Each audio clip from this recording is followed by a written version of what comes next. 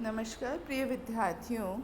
आज हम ईथर को आगे कंटिन्यू करते हुए जो साइक्लिक ईथर्स हैं जिन्हें कि हम इपॉक्साइड कहते हैं उसके बारे में अध्ययन करेंगे। साइक्लिक ईथर्स को इपॉक्साइड कहने के साथ साथ ऑक्सीडेन भी कहा जाता है आईयूपैक सिस्टम में, और जो उसका जनरल नेम है वो simplest epoxide is ethylene oxide. जो सबसे सिंपल वाला है उसे बोलते हैं हम इथिलीन ऑक्साइड,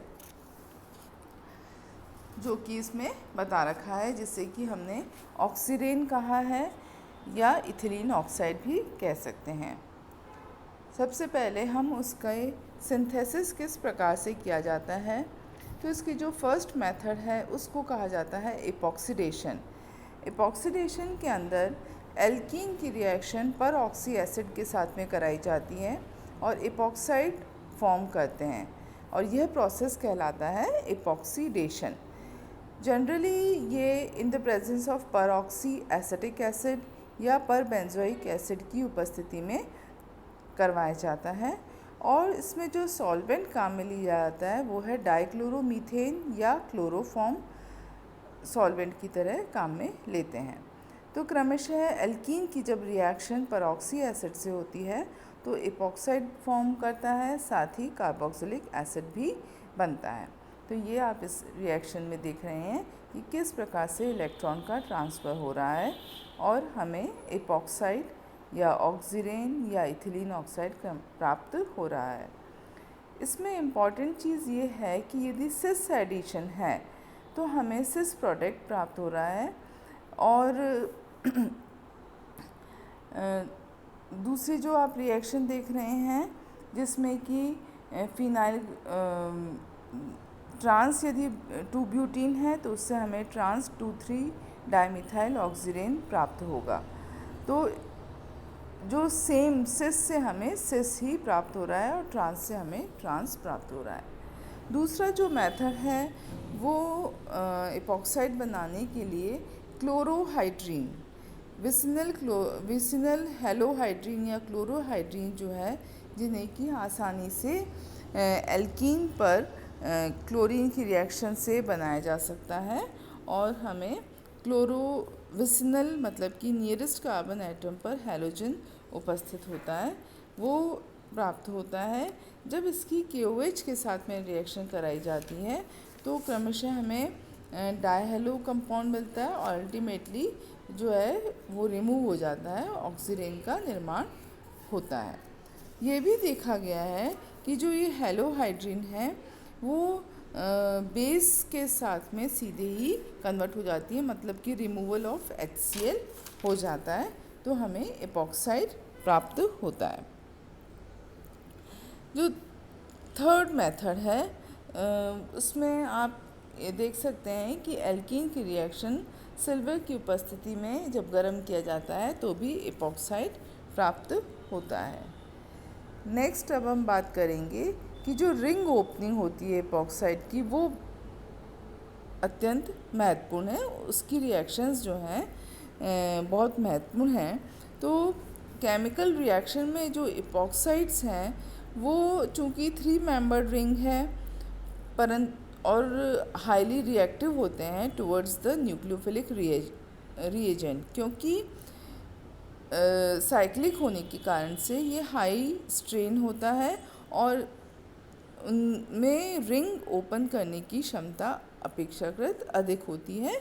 तो इसलिए जो इसकी केमिकल रिएक्शंस हैं उसमें अधिकतर रिंग ओपनिंग रिएक्शन होती है, और रिंग ओपनिंग से हमें इथाइलिन ग्लाइकॉल प्राप्त होता है। तो सबसे पहली जो रिएक्शन है हम यही करेंगे, acid catalysed ring opening of epoxide. जब रिंग ओपनिंग होती है तो आप देख रहे हैं ऑक्सीडेन के ऊपर वाटर का अटैक हो रहा है। चूँकि इन द प्रेजेंस ऑफ एसिड है तो हाइड्रोनियम आयन बन जाता है, और जो H+ है वो ऑक्सीजन पर अटैक करके ऑक्सीजन के ऊपर प्लस साइन आ जाता है। फिर सेकेंड वाटर मॉलिक्यूल का अटैक करता है और क्रमशः ग्लाइकॉल प्राप्त होते हैं। तो ये जो मेथड है इसे बोलते हैं acid catalysed ring opening. Next जो है आप देख रहे हैं सिस 2,3 डाइमिथाइल ऑक्सीरेन जो है, उसमें जब एसिड कैटेलाइज्ड हाइड्रोलिसिस होता है तो हमें 2,3 ब्यूटेन डायऑल प्राप्त होता है। और ये 2,3 ब्यूटेन डायऑल जो है वो दो तरीके का पाथ फॉलो करता है, जो कि ए और बी हमने तो बता रखे हैं, जिससे कि हमें मिरर आइसोमर प्राप्त हो रहे हैं 2R 3R 2,3 ब्यूटेन डायऑल तथा 2S 3S 2,3 ब्यूटेन डायऑल। तो ये जो मिरर आइसोमर्स हैं वो हमें प्राप्त होते हैं और ये कहलाता है acid catalysed hydrolysis of cis 2,3 dimethyl oxirane. ठीक है, तो इस तरह से रिंग ओपनिंग रिएक्शन जो है इसमें देखी गई है। ये भी देखा गया है कि जब trans 2,3 dimethyl oxirane in the presence of acid जब रिएक्शन होती है तो हमें मीज़ो 2,3 ब्यूटेन डायऑल प्राप्त होता है, जो कि ये नीचे वाली रिएक्शन में आप देख रहे हैं। मीज़ो 2,3 ब्यूटेन डायऑल प्राप्त हो रहा है। तो इस प्रकार से हमारी जो रिएक्शन है ये कहलाती है acid catalysed ring opening reaction. दूसरी अब नेक्स्ट है वो है base catalysed ring opening reaction, जिसमें कि इसकी रिएक्शन एपॉक्साइड की रिएक्शन जो है वो हम CH3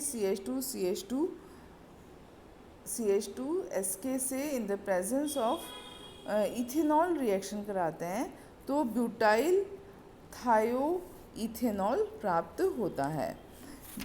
तो ये रिएक्शन आप इसमें देख रहे हैं स्लाइड में।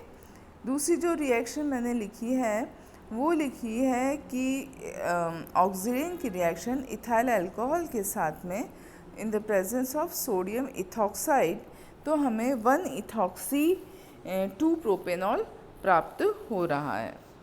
यदि यही रिएक्शन हम 2,2,3 ट्राइमिथाइल ऑक्सीरेन के साथ में करें तो सोडियम मिथॉक्साइड के साथ में और इथाइल अल्कोहल की उपस्थिति में तो 3-मिथॉक्सी 2-मिथाइल 2 ब्यूटेनॉल प्राप्त होगा। तो ये हमारी जो है मेजर रिएक्शन हो गई। अब जो इसमें ओरिएंटेशन है एपॉक्साइड रिंग के ओपनिंग का जो अभिविन्यास रहता है या ओरिएंटेशन रहता है वो ये सारी रिएक्शन ये सजेस्ट करती हैं कि न्यूक्लियोफिलिक अटैक जब इपॉक्साइड रिंग के ऊपर होता है तो इन्वर्जन ऑफ कॉन्फ़िगरेशन होता है, specially in case of acid catalysed reaction. Nucleophilic attack जो है वो अधिकांशतः मोर सब्स्टिट्यूटेड कार्बन एटम पर होता है और वहीं बेस कैटेलाइज्ड रिएक्शन पर लेस सब्स्टिट्यूटेड कार्बन एटम के ऊपर होता है। जैसा कि आप इस रिएक्शन में देख रहे हैं कि हमें ट्रांस 1,2 साइक्लोपेंटेन डायल हमें इसमें प्रोडक्ट प्राप्त हो रहा है। तो ये हमारी जो रिएक्शंस हैं वो सारी रिएक्शंस एपॉक्साइड की हो गई, जिसमें रिंग ओपनिंग रिएक्शंस जो हैं वो सबसे अधिक महत्वपूर्ण है। इसी के साथ हमारा जो ये चैप्टर है ईथर एंड एपॉक्साइड का वो ख़त्म हो गया है और इसके जो क्वेश्चनर हैं इस पर जो क्वेश्चंस आ सकते हैं जिनकी संभावनाएं बनती हैं वो मैं आपको नेक्स्ट स्लाइड में आपको दूंगी। जो क्वेश्चंस अत्यंत महत्वपूर्ण हैं एग्ज़ामिनेशन के पर्पस से भी और ही कॉम्पिटिटिव एग्ज़ाम के पर्पस से। तो इन क्वेश्चंस को आप जो हमने रिएक्शंस अभी करी हैं उन्हीं के आधार पर करिए और अपने को एनालाइज करिए कि हम कितना क्वेश्चंस को कर पाते हैं। तो ये हमारा जो यूनिट 3 है जिसमें कि हमारे फिनॉल्स आते हैं और ईथर एंड एपॉक्साइड आता है, वो कंप्लीट हो गया है। इसके बाद में हम नेक्स्ट चैप्टर जो है वो एल्डिहाइड कीटोन का लेंगे। उसके लिए हम अगले वीक रिएक्शंस को स्टडी करेंगे। ठीक, धन्यवाद।